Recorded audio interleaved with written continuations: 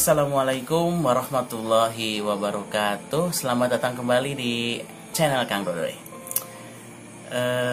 Pada kesempatan kali ini mungkin di video praktek bakal sedikit, soalnya hanya bongkar RAM aja mungkin nanti. Jadi pada kesempatan kali ini saya akan menerangkan sedikit permasalahan mengenai laptop no display.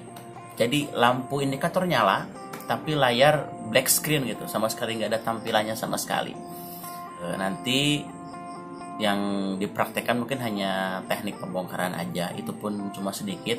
Soalnya kalau melihat permasalahannya sih, ini saya hanya akan menjabarkan penyebab dari no display tersebut. Jadi jangan sampai nanti saat laptop kita rusak, terus kita nggak bisa menangani, terus dibawa ke tempat servis, nanti malah dibodohi sama teknisinya gitu. Jadi kita harus tahu permasalahannya, kira-kira kalau no display itu apa aja sih yang kena, sama berapa persen sih kemungkinannya gitu. Sebetulnya laptop no display ini sangat jarang sih yang kena problem seperti ini, tapi ya dalam sebulan adalah satu yang masuk ke rumah, dan itu pun permasalahannya bisa ditangani sendiri walaupun tidak harus perlu bantuan teknisi gitu. Contohnya nih, dalam anggapan pertama rata-rata konsumen yang datang ke rumah kalau sudah nemu kasus laptop no display, itu pasti anggapan awal mereka, wah LCD-nya kena nih. Belum tentu gitu. Sebetulnya ada 4 penyebab dasar yang menyebabkan laptop ini no display, dengan catatan mesin hidup loh ya, lampu LED indikator powernya hidup. Yang pertama dan yang paling besar persentasenya sering terjadi problem saat laptop no display yaitu RAM. Ini RAM laptop DDR3, bentuknya seperti ini, kecil. Ya.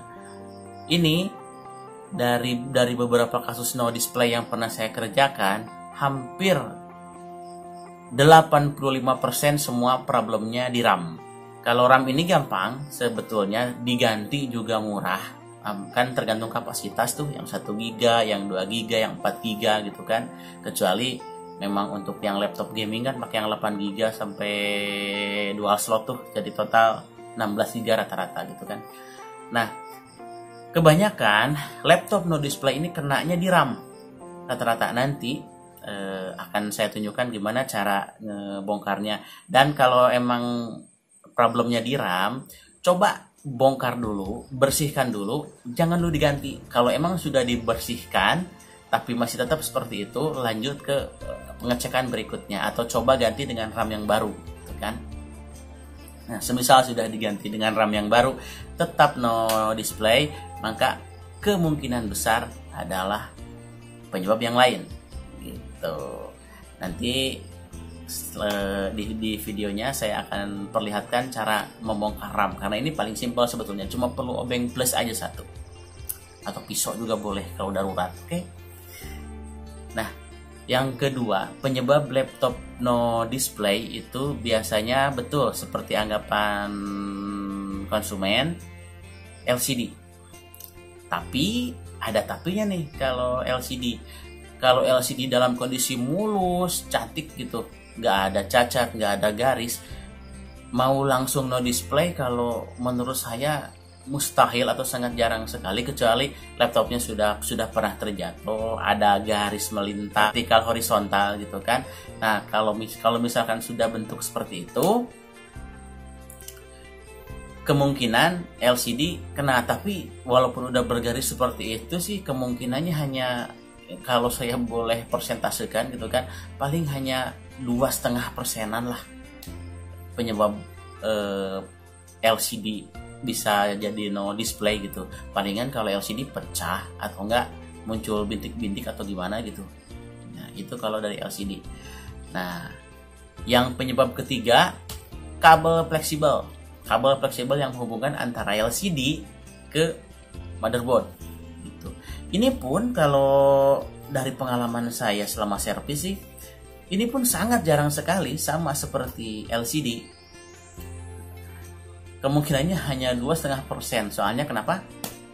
Soket yang ke LCD sama soket ke yang motherboard itu di soket yang agak rapat, terus dia dilapis dengan pengaman, biasanya kayak berupa lem bentuknya mirip selotip sih, tapi lumayan keras, itu nempel ke dudukan soketnya gitu.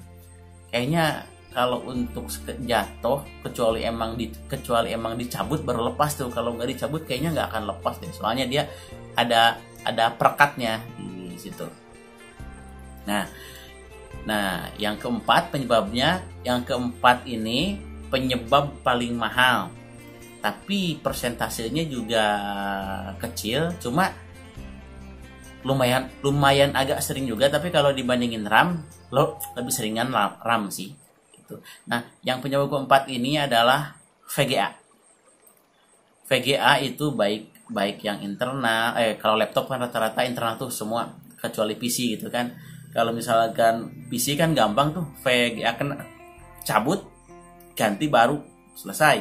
Tapi kalau VGA laptop dia bentuknya chip kan, harus disolder dulu, harus diangkat dulu pakai BGA rework, baru dipasang ulang, kan agak ribet tuh kalau untuk VGA. Terus harganya juga mahal. Chip VGA lumayan mahal tuh, estimasi sekitar 400 sampai 600-an kalau untuk ganti laptop ya. Kalau untuk PC kan beragam tuh. Gitu. Terus persentase dari kemungkinan kegagalan VGA ini sekitar 10% aja sih, sangat jarang juga masuk. Pokoknya yang paling sering penyebab no display laptop ini nih, biang keroknya nih, RAM ini.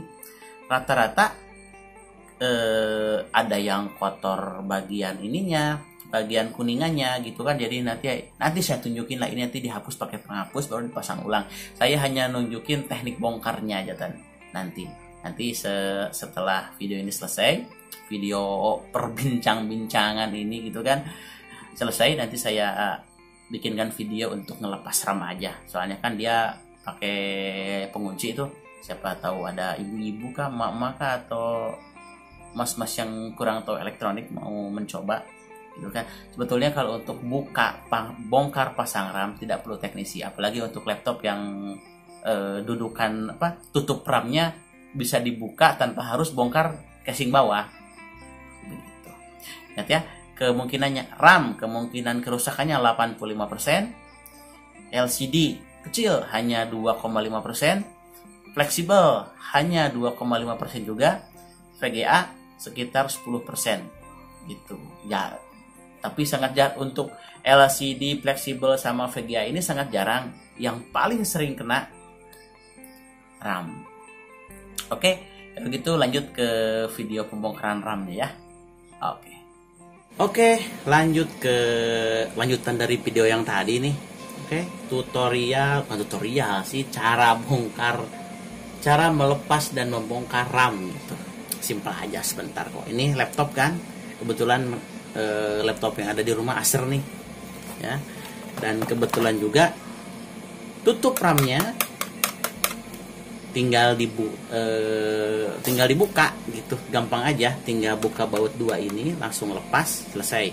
Nah, ini kan agak panjang tuh, yang panjang ini tutup harddisk. Kalau tutup RAM biasanya kotak atau enggak kotak kecil lah gitu. Oke, gak usah bertele-tele, kita lanjut bongkar saja.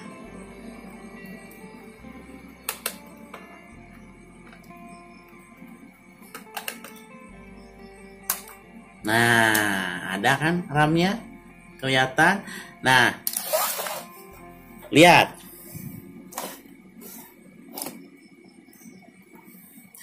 Di sini ada plat pengunci 2 tuh. Ada plat pengunci ya. Ini untuk membuka RAM, karena ini susah dibuka kalau penguncinya nggak dicabut gitu kan.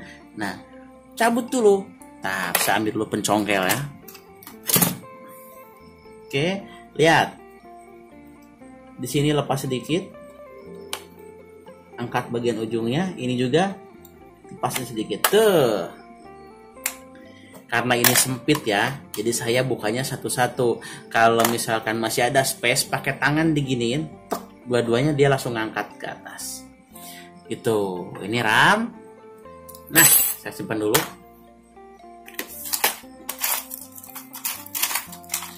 Nah, terus setelah RAM tercabut, lihat di sini ada kuningan tuh. Nah, ini RAM-nya 2 nih, tapi saya praktekkan satu aja, sama aja kok cara ngelepasnya. Ini kan ada kuningan. Nah, kuningan ini nanti nempel di konektor ini, di konektor RAM.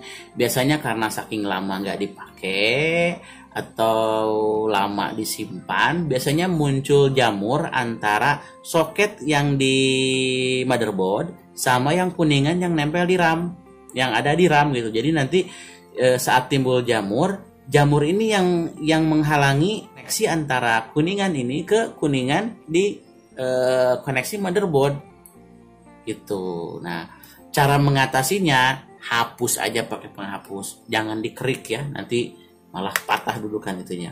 Hapus aja pakai penghapus. Nah, penghapus, saya pinjam penghapus punya anak si SD kan. Nah,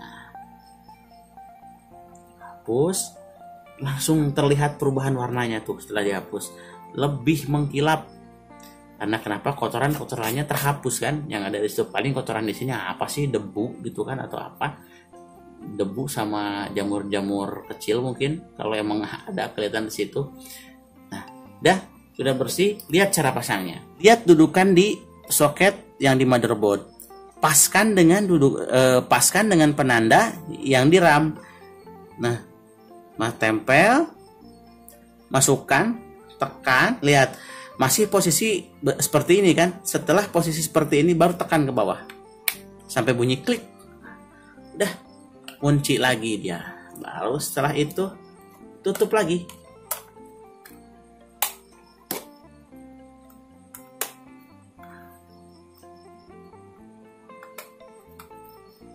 Nah, kalau ini pasti nyala karena asalnya juga laptopnya nyala gitu. Tadi hanya sekedar demo cara buka pasang RAM gitu. Oke, sekian dulu. Silahkan kalau emang dirasa bermanfaat, silahkan like, share, and subscribe untuk kemajuan channel ini. Oke, dan dukung saya untuk terus ngobrol sama kalian dan ngasih ilmu-ilmu yang saya tahu kan. Oke, terima kasih. Assalamualaikum warahmatullahi wabarakatuh.